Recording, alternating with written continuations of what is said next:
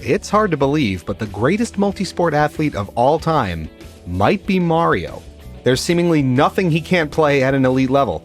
Golf, tennis, baseball, basketball, you may not like it, but this is what peak performance looks like. This portly plumber has taken on nearly every major sport at some point, so it was only a matter of time before he set his sights on soccer. Football. Football! Released in 2005 for the GameCube, Super Mario Strikers is a pretty standard 5-on-5 soccer game, at least on the surface. You get a choice of a team captain and one of 4 sidekick types, and you're right into the action from there. The game takes a very loose approach to the sport. There's no refs, no penalties, and no holds barred, honestly.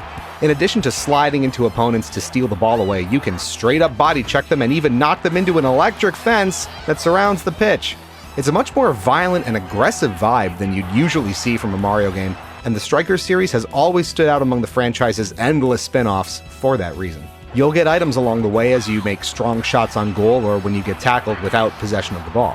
These items can help you either retake control of the match or clear enough space to try a super strike, a special shot only team captains can make, and one that automatically counts for 2 points if you're perfect on the shot meter.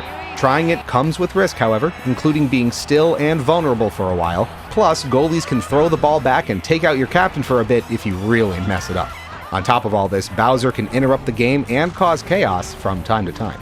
It all adds up to a straightforward, arcade-like experience that's engaging but not overwhelming.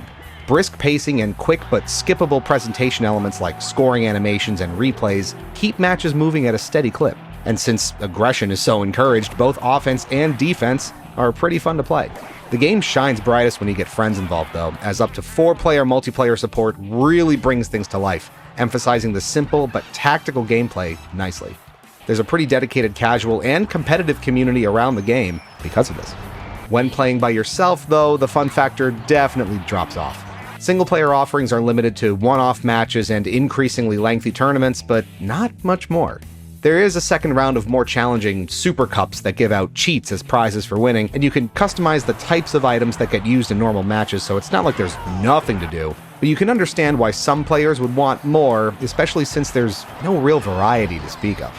All stadiums feel and play exactly like one another, so any opportunity for differentiation there is absent, and repetition sets in quickly if you don't fall in love with the gameplay loop. Even character choice doesn't matter much. Each captain supposedly falls within one of several different playstyles, but since the gameplay is so straightforward, the differences between them aren't very noticeable unless you're really paying attention. It's always interesting to see how sports games try to add longevity and value to their single-player modes. Careers, stories, game field variation, mission modes, unlockables. In Striker's case, the answer to that question seems to be, we're not doing much. What helps a lot, then, is the game's unique sense of itself, and most of this lies in the characters. Every team captain is very expressive, with lots of bespoke voice acting and animations that bring out their own personalities in a competitive context and work well within the game's harder, more aggressive edge.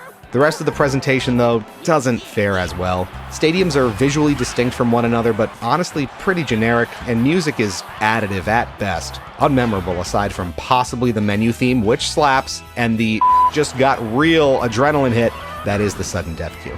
That leaves Strikers in a strong position, even today. Get it? Because soccer player positions?